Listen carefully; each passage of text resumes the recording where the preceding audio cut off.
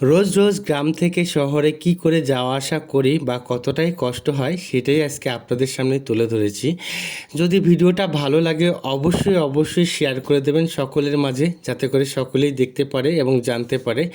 আসলে content creator হলেই যে আমরা কোটিপতি তা নয়। আমি আসলে নিতান্ত একজন সাধারণ মানুষ, তাছাড়া গরিব মানুষ, লোকাল বাসে যাতায়াত করি। তো আমাদের স্টপেজ থেকে ওঠার পরে রওনা দিলাম, সবুজ প্রকৃতি দেখতে দেখতে চলতে থাকলাম এইভাবেই। আসলে জানলা দিয়ে সবুজ প্রকৃতি কিন্তু দেখতে আমার কাছে ভীষণ ভালো লাগে। আপনাদের কার কাছে কেমন লাগে একটু অবশ্যই কমেন্ট করে জানাবেন, যে আপনারাও যদি কখনো বাসে জার্নি করেন এবং জানলা দিয়ে দৃশ্যমান সবুজ প্রকৃতি বিভিন্ন কিছু দেখতে কার কাছে কেমন লাগে। তো এখান থেকে আমাদের আলফাডাঙ্গা থেকে চলে আসলাম সস্রাইল বাজারে, কারণ লোকাল বাস আগেই বলে নিই, লোকাল বাস এটা, আর বিভিন্ন স্টপেজে থাকবে, থামবে, লোক উঠবে নামবে, এটাই আর কি। তো এইখান থেকে আমি আবার সস্টাল বাজারে একটু হালকা ভিডিও নিয়ে নিলাম, কারণ যেহেতু রানিং অবস্থায় বাস, লোকজন ওঠানামা করছে, আবার পরিপূর্ণ টাইমেই ছেড়ে দেবে, সেই কারণে আর কি এখানকার বাজারের হালকা একটু দৃশ্যমান নিয়ে আবার রওনা হলাম বোয়ালমারি যাব এর পরবর্তীতে। তো এভাবেই আসলে সবুজ প্রকৃতি দেখতে থাকি, আর ভালো লাগে ভীষণ আমার কাছে। তো আপনাদের কাছে কেমন লাগছে সেটা আমি বুঝতে পারছি না, তবে আপনারা কিন্তু অবশ্যই কমেন্টের ভাষায় জানাবেন। সুন্দর সুন্দর প্রকৃতি দেখতে দেখতে অলরেডি আমরা চলে এসেছি বোয়ালমারি বাজারের কাছাকাছি।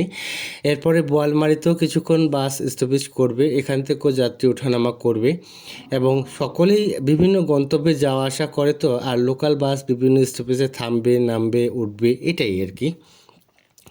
তো এখানে এই যে বোয়ালমারি স্টপেজে আমরা চলে এসেছি, এখান থেকে বাস আবার ছেড়ে দেবে, যেহেতু ফরিদপুর যাবে আমাদের বাসটা, সেই উদ্দেশ্যেই।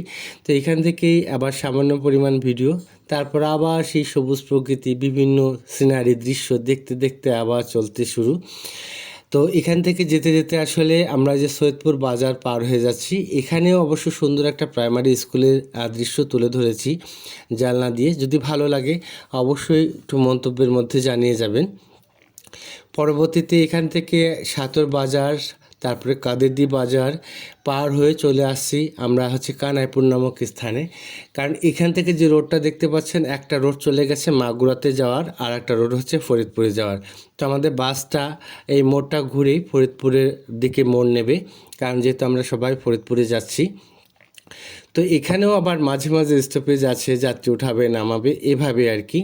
তো এর পরবর্তীতে বিভিন্ন বাজার পার হওয়ার পর কানাইপুর বাজার আছে, কানাইপুর বাজারটাও পার হয়ে চলে আসলাম আমরা একদম রাজবাড়ি রাস্তার মোড়, যেটা আমি একটা আমার প্রোফাইলের ভিডিওতে বলেছিলাম যে রাজবাড়ি রাস্তার মোড়টা হচ্ছে দক্ষিণবঙ্গের মিলন মেলা। এখান থেকে দক্ষিণবঙ্গের বিভিন্ন জেলাতে যাওয়া সম্ভব, আর এটাই সেই মিলন মেলার স্থান আমাদের। এখান থেকেই শুরু হয় বরিশাল, ঢাকা থেকে আসার পরে বরিশাল, খুলনা, মাগুরা, যশোর, মানে দক্ষিণবঙ্গের যতগুলো জেলা আছে ততগুলো জেলাতে যাওয়া সম্ভব এখান থেকে। পরবর্তীতে আমরা যে ফরিদপুর নতুন বাস স্ট্যান্ড চলে আসলাম, নতুন বাস স্ট্যান্ডেও এখানেও স্টপেজ করবে, কারণ যেহেতু বাসটা একদম মেন শহরে, পুরাতন বাস স্ট্যান্ড যেখানে আছে সেখানে যাই স্টপেজ করে, সেখানেই এসে যারা একদম মেন শহরের ভিতরে কাজ থাকে সবাই চলে আসে। তো এই আমিও কাজ শেষ করে মেন শহরের ভিতরে চলে আসলাম। বাস থেকে নামার পরে অটোতে করেই আমি চলে আসলাম আমার গন্তব্যস্থান জনতার মোড়ে। আর জনতার মোড় এটাতে আসলে ব্যস্ত, মানে খুব ব্যস্ত একটা রোড, আর এখানে প্রচণ্ড যানজট থাকে। তো আসলে এইভাবেই রোজ চলাফেরা করি, আর তো কষ্ট করে সকলে পরিবারেও যাওয়া আসা করি। ধন্যবাদ সবাই।